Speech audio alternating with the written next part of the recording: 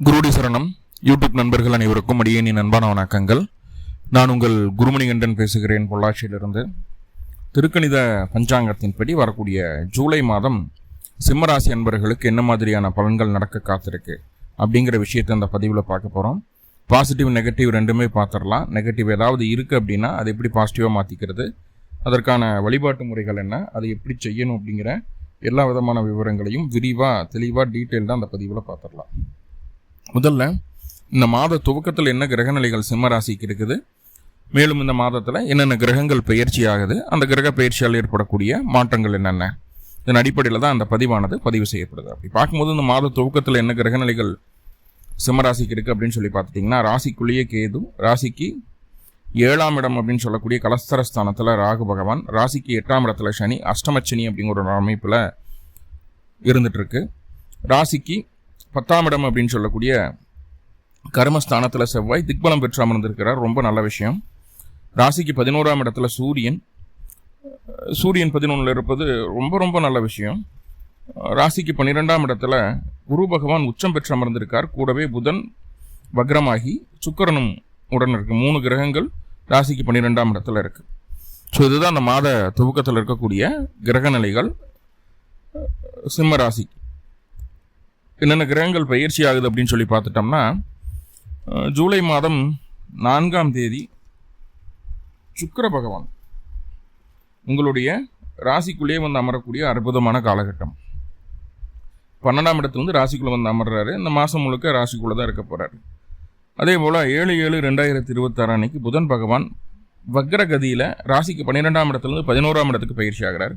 2/11க்கு அதிபதியான புதன் பகவான் 2ஆம் இடத்துக்கு அதிபதியாகி அவர் 11ல் பலம் பெற்று அமர்ந்திருக்கக்கூடிய ஒரு சூழ்நிலை உருவாகுது.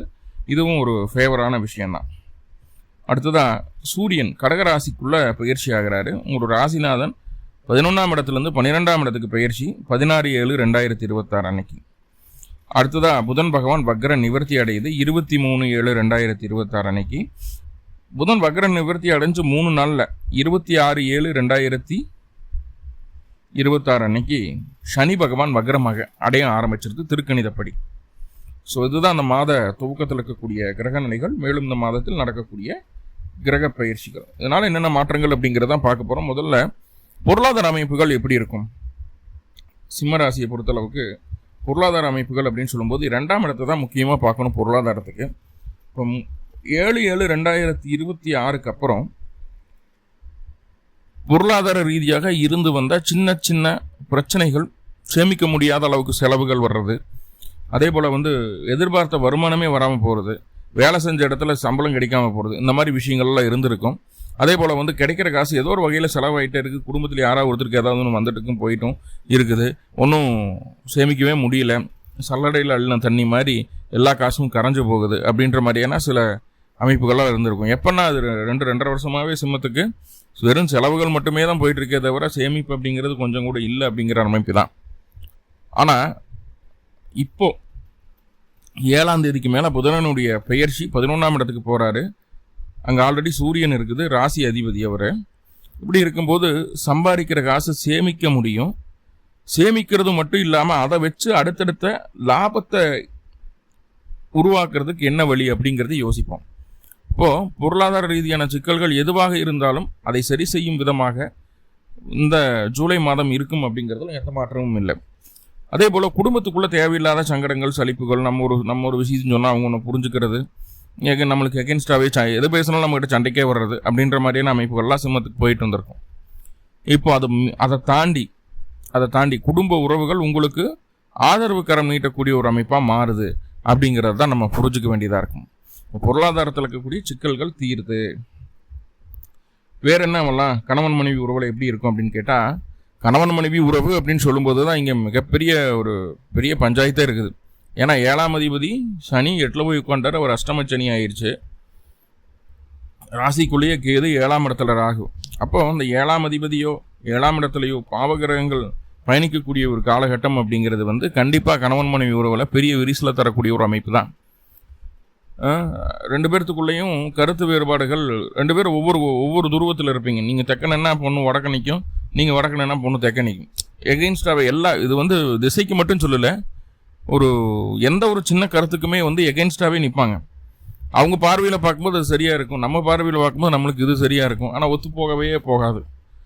ஏதோ தள்ளி கொடுத்து வாழ்ந்துட்டு இருக்கோம் அப்படிங்கிறது தான் சிம்மராசிக்காரங்க இந்த காலகட்டம் சொல்லக்கூடிய ஒரு முக்கியமான விஷயமா இருக்கு. ஆனால் அதையெல்லாம் தாண்டி குரு பயிற்சி ஆயிடுச்சு. குரு கடகத்தில் உச்சம் பெற்றிருக்கிறாரு.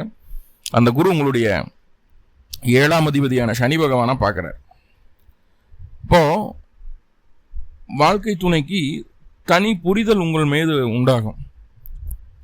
உங்கள் மேலே தனி புரிதலும் தனி அன்பும் உண்டாகும் இந்த காலகட்டம். அது இந்த மாதம் நீங்கள் உணரக்கூடிய ஒரு அமைப்பாக மாறிடுது. என்னதான் 7ஆம் இடத்துல ராகு, ராசிக்குள்ள கேது இருந்தாலும் குருவினுடைய பார்வை அந்த சனி பகவானுக்கு 7ஆம் அதிபதி கிடைக்கிறதுனால 2 பேர்த்துக்குள்ள இருக்கக்கூடிய எல்லா கருத்து வேறுபாடுகளுக்கும் ஒரு நல்ல தெளிவு கிடைக்கும். ஏன் இதெல்லாம் நடந்தது, யாரெல்லாம் நம்மகிட்ட ப்ளே பண்ணாங்க, யாரெல்லாம் உண்மையான மனதோடு நம்மகிட்ட பழகுறாங்க, யாரெல்லாம் திட்டமிட்டு நம்மளை சதி பண்ணக்கூடிய எண்ணம் இருக்கக்கூடிய நபர்கள் யார் யார் அப்படிங்கிறத தெளிவாக நம்மளால் புரிஞ்சுக்க முடியும். அதை புரிஞ்சுக்கிட்டு அதுக்கப்புறம் உங்கள் 2 பேர்த்துக்குள்ள ஒரு பாண்டிங் உண்டாகும். கணவன் மனைவிக்குள்ள அந்த பாண்டிங் வந்து ரொம்ப ரொம்ப ஸ்ட்ராங்காக இருக்கும். நான் கஷ்டப்படுற நேரத்தில் தான் மனைவி கணவனுக்கு உதவணும், கணவன் மனைவிக்கு உதவணும் இல்லையா? இப்போ கஷ்டப்பட்டுட்டு இருக்கிறீங்க, துணையோட உதவி உங்களுக்கு பேர் உதவியாக உங்களுக்கு இருக்கும். அப்படி ஒரு நல்ல அண்டர்ஸ்டாண்டிங், நல்ல ஒரு பாண்டிங் உண்டாகுது கண்டிப்பாக. சரி, வேலை செய்யக்கூடிய நபர்களுக்கு எப்படி இருக்குது அப்படின்னு சொல்லி பார்த்துட்டா, எகைன் இங்கே வேலை அப்படின்னு சொல்லி பார்க்கும்போது சனீஸ்வர பகவான் தான் உங்களுக்கு ஆதிபத்தியம் பெறக்கூடிய கிரகமாக வருது. பாருங்க, 6ஆம் இடத்துக்கு குரு பார்வை இருக்குது, 6ஆம் அதிபதிக்கும் குரு பார்வை இருக்குது. வேலை இல்லாமல் சிரமப்பட்டிருக்கக்கூடிய சிம்மராசி என்பவர்களுக்கு வேலை கிடைக்கிறது கூட வாய்ப்பு உண்டு. வேலை கிடைச்சி அதில் நல்லபடியாக போய் உட்காரலாம். வேலையில் இருந்து வந்த சிக்கல்கள் நீங்கி அடுத்தடுத்த கட்டத்தை நோக்கி பயணித்து ப்ரொமோஷன் அடைகிறது, இந்த மாதிரி விஷயங்களும் நம்மளுக்கு கிடைக்கும். சம்பள உயர்வு கிடைக்கிறது, வேலையில் ஒரு இடத்துலேருந்து இன்னொரு இடத்துக்கு மாறி போய் உட்கார்றது, இல்லை இது இடமாற்றம் கேட்டிருக்கீங்க, டிரான்ஸ்ஃபர் கேட்டிருக்கீங்கன்னா அது தாராளமாக கிடைக்கிறதுக்கு உண்டான ஒரு சூழ்நிலை உருவாக்குறது. ஸோ இதெல்லாம் நல்லாயிருக்கும். வேலையில் இதுவரைக்கும் இருந்த அழுத்தங்கள் எல்லாமே தீரக்கூடிய ஒரு அமைப்பாக தான் காட்டுது. பெருசாக நம்ம அலட்டிக்க வேண்டியதில்லை வேலையில். அதே போல் மறைமுக எதிர்ப்புகளை இவங்க தான் நம்மளுக்கு எதிர்ப்பை தெரிவிச்சுட்டே இருந்தாங்க, ஆனால் கூடவே இருந்திருக்காங்க அப்படின்னு மறைமுக எதிர்ப்புகள்னு சொல்ல முடியாது, மறைமுக துரோகிகளை ஈஸியாக கண்டுபிடிக்கக்கூடிய ஒரு காலகட்டமாக இருக்கும். இப்போவும் நீங்கள் முழிச்சுக்கல அப்படின்னா பின்னாடி வரக்கூடிய நாட்கள் ரொம்ப கஷ்டம். இவங்க தான் உங்களுக்கு எகென்ஸ்டான ஆளுகள்னு தெரிஞ்சும் மறுபடியும் அங்கே போய் களத்தை நீட்டாதீங்க. கண்டிப்பாக அப்புறம் மூக்கரை விட்டு தான் வெளியே வரணும் அப்படிங்கிற மாதிரி அமைப்புகளை சொல்லுது. ஸோ இந்த விஷயம் மட்டும் கொஞ்சம் கவனம், ரைட்? சரி, சுயதொழில் பண்ணக்கூடிய நபர்களுக்கு புது முதலீடுகளை கண்டிப்பாக தவிர்க்க வேண்டும். ஏன்னா 9ஆம் அதிபதி போய் 10ல் உட்கார்ந்துருக்காரு, தப்பு சொல்ல. 10ஆம் அதிபதியான சுக்கிரன் ராசிக்கு 12ஆம் இடத்துல முதல் 7 நாட்களுக்கு, அதன் பின்பு ராசிக்குள்ளே வர்றாரு. வந்தால் அங்கே கேது கூட தான் ஜாயிண்ட் ஆகுது. பெரிய லெவலில் அங்கே மாற்றத்தை எதுவும் சொல்லலை, ரைட்? அப்போ பெருசாக இன்வெஸ்ட்மெண்ட் பண்ணுறதோ, தொழில் ரீதியான பெரிய மாற்றங்களை செய்யணும்னு நினைக்கிறதோ இதெல்லாம் வேண்டாம். இருக்கிறத கச்சிதமாக பயன்படுத்தி தொழிலை அடுத்த கட்டத்துக்கு எடுத்துகிட்டு போகிறதுக்கு உண்டான ஒரு மனப்பக்குவத்துக்குள்ளே வந்துடுறது நல்லது. இல்லை சார், 10ல் போய் செவ்வாய் உட்காந்து ராசியை பார்க்குறாரு, எனக்கு எல்லா தைரியம் இருக்குது, நான் அப்படி பண்ணிடுவேன் இப்படி பண்ணிடுவேன்னு சவரால் பேசிட்டு போனீங்கன்னா கண்டிப்பாக போட்ட காசு எடுக்க முடியாது, இருக்கிறதும் போயிடும் அப்படிங்கிற மாதிரியே நம்ம இப்போ தான் சொல்லுது. ஸோ கொஞ்சம் பக்குவமாக ஹேண்டில் பண்ண வேண்டிய காலகட்டம். ஆனால் தொழில் சிந்தனை ரொம்ப மனசுக்குள்ளே இருக்கும். வீட்டை பார்க்க மாட்டோம், கணவன் மனைவி பார்க்க மாட்டோம், குழந்தைகளை பார்க்க மாட்டோம், பெற்றவங்களை பார்க்க மாட்டோம். தொழிலில் இன்ட்ரெஸ்ட் அதிகமாக காட்டும் இந்த காலகட்டம், முக்கியமாக 7ஆம் தேதிக்கு மேலே. அத்தனையுமே கிறுக்குத்தனமான முட்டாள்தனமான கால்குலேஷன் அப்படிங்கிறத மட்டும் மைண்டில் வச்சுக்கோங்க. ஏன்னா ஒரு கண்ணு தெரியாத, காது கேட்காத, வாய் பேச முடியாத ஒரு நபர்கிட்ட ஒரு தொழிலை கொடுத்து பண்ண சொன்னால் அவர் எப்படி பண்ணுவார்? எந்த மாதிரி முடிவுகள் எடுப்பார் தொழில் சார்ந்து? அதைத்தான் இந்த காலகட்டம் பண்ண போகிறீங்க. வேண்டாம், புது முடிவுகளை தவிர்த்துக்கணும் அப்படிங்கிறது ஒரு எச்சரிக்கையாகவே சொல்லிடுறேன் நான், ரைட்? மற்றபடி இருக்கிற மாதிரி அப்படியே கொண்டு போனீங்கன்னா ஸ்மூத்தாக போயிடும், ஒன்றும் பிரச்சனை இல்லை. உங்களுடைய திறமை எல்லாமே காட்டி உங்களோட தொழிலை டெவலப் பண்ணுறதுக்கு என்ன வழின்னு பாருங்கள். அதெல்லாம் ஓகே. புது இன்வெஸ்ட்மெண்ட்டு, புது மாற்றம், புது சேஞ்ச் எதுவும் வேண்டாம், ரைட்? ஹவுஸ் ஒய்ஃப்கெல்லாம் எப்படி இருக்குது அப்படின்னு சொல்லி பார்த்துட்டோம்னா, எகெயின் கணவன் மனைவிக்குள்ளே விட்டு கொடுத்து போகிறது ரொம்ப ரொம்ப நல்லது.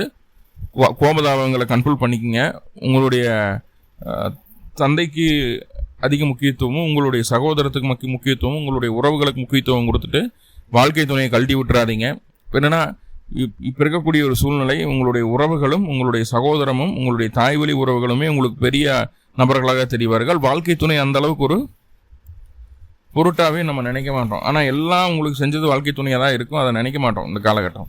ஸோ அதை கொஞ்சம் காம்ப்ரமைஸ் பண்ணி துணைக்குண்டான நேரத்தையும் நீங்கள் அவர்களுக்கு கொடுக்க வேண்டிய ஒரு அங்கீகாரத்தையும் கொடுக்கணும் அப்படிங்கிறது தான் ஹவுஸ் ஒய்ஃபுக்கு சொல்ல வேண்டிய ஒரு சின்ன விஷயமா இருக்குது. உறவுகளை பார்த்துக்குங்க, எல்லாத்தையும் பார்த்துக்குங்க, அதெல்லாம் ஓகே. வாழ்க்கை துணையும் கவனிச்சுக்கணும் அப்படிங்கிறது என்னோட ரெக்வஸ்ட். இல்லைன்னா சண்டை சச்சரவு வரத்தான் செய்யும். அதுக்கு தயாராக இருக்கிறீங்க அப்படின்னா கண்டிப்பாக நீங்கள் நான் சொல்கிறத கேட்காம பண்ணிக்கிடலாம். ரைட். அதே போல் உங்களுக்கு வாகனத்தில் அவசரம் காட்டக்கூடாது இந்த காலகட்டம். வாகன விபத்துக்கள் சிம்மராசி ஹவுஸ் ஒய்ஃபுக்கு கிடைக்கிறதுக்கு வாய்ப்புகள் உண்டு. ஓகே. குழந்தைக்கும் பெற்றோருக்கும் உண்டான உறவு நிலை எப்படி இருக்கும்? ரொம்ப சூப்பராக இருக்கும். ரொம்ப சூப்பராக இருக்கும். என்னென்னா சிம்மராசிக்காரங்க அவங்க பெற்றோர்களை பெருசாக கவனிக்க மாட்டீங்க. நம்ம வேலையை பார்க்குறக்கே நம்மளுக்கு நேரம் சரியாக இருக்குது, எங்கே போய் அவங்களெல்லாம் பார்த்துட்டு இருக்கிறதுன்னு மனசுக்குள்ளே தோணும். ஆனால் உங்களுடைய தாயோ தந்தையோ உங்களுடைய பெற்றோர்கள் அப்படி உங்களை கண்காணிச்சுக்குவாங்க, அப்படி பார்த்துக்குவாங்க. ஸோ அந்த விஷயங்களை அனுபவிக்கிறதுக்குன்னு ஒரு யோகம் வேணும் இல்லையா? அது இந்த காலகட்டம் உங்கள்கிட்ட இருக்கு. நீங்கள் தவறே செஞ்சாலும் அவங்களுக்கு அகெயின்ஸ்டாகவே நின்னாலும் உங்களுக்கு முழு ஆதரவை தரக்கூடிய ஒரு அற்புதமான காலகட்டத்தை உணர போகிறீங்க. அவர்களால் உங்களுக்கு எந்த தொந்தரவுமே இல்லை அப்படிங்கிறத நீங்கள் உணர்வீங்க. சப்போஸ் அவங்களுக்கு உடம்பே முடியலனா கூட நீங்கள் பையன் கஷ்டப்படுறேன் அதெல்லாம் சொல்லி அவங்கள்ட்ட செலவு வைக்க வேண்டாம்னு சொல்லிட்டு பேசாமல் இருந்துக்குவாங்க. முடிந்த அளவு அவர்கள் உங்களை கவனிப்பதை காட்டிலும் நீங்கள் ஒரு மடங்கு அதிகமாக கவனிக்க வேண்டும் அப்படிங்கிறது என்னோட ஆசையாக இருக்குது. சரி, படிப்பு அப்படின்னு பார்த்தா படிப்பில் ஒன்றும் பிரச்சனை இல்லை, நல்லாவே இருக்குது, நீட் அண்ட் ஸ்மூத்தாக இருக்குது, ஒன்றும் பிரச்சனை இல்லை. குழந்தைகளும் பெரியவங்களும் படிப்பில் ஒன்றும் தொந்தரவு இல்லை, நீட்டாக இருக்குது. உடல் ஆரோக்கியம் அதுலேயும் இருந்து வந்த பிரச்சனைகள் எல்லாம் குறையுது, ஆரோக்கியத்தில் மேன்மை அடையுது, ஒரு மன தெளிவு கிடைக்குது அப்படிங்கிறத சொல்லும். மன ரீதியாகவும் உடல் ரீதியாகவும் இருந்து வந்த பிரச்சனைகளுக்கு ஒரு தீர்வு கிடைக்குது. எதிர்ப்பு, நோய், கடன், வழக்கு, இது எல்லாமே நம்ம கைக்குள்ளே நம்ம கட்டுக்குள்ளே வர்றதுக்கு என்ன வழியோ அந்த வழியை இப்போ தான் செய்ய ஆரம்பிப்போம், ஸ்டார்ட் பண்ணுவோம். ஸோ இது எல்லாமே நம்மளுடைய அண்டர் கண்ட்ரோலில் வர்றதுக்கு உண்டான முதல் மாதமாக இந்த மாதம் இருக்குது அப்படிங்கிறத தெளிவாக சொல்லிக்கலாம். ஸோ நிறைய பாசிட்டிவான விஷயங்கள், சின்ன சின்ன நெகட்டிவ் இருக்குது. நெகட்டிவை பாசிட்டிவாக மாற்றிக்கிறதுக்கு சிம்பிளாக வீட்டு பக்கத்தில் இருக்கக்கூடிய முருகன் ஆலயங்களுக்கு சென்று முருகப்பெருமானுக்கு 2 நல்லெண்ணெய் தீபம் போட்டு வழிபாடு பண்ணிட்டு வாங்க. இந்த மாதம் சூப்பராக இருக்கும். மேலும் உங்களுக்கு நல்லதெல்லாமே நடக்கணும்னு சொல்லி எல்லாம் பல பரம்பொருளை பிரார்த்தனை பண்ணிட்டு இந்த பதிவை முடிச்சுக்கிறேன். நன்றி நண்பர்களே, நன்றி. வாழ்வளமுடன். திருச்சிற்றம்பலம்.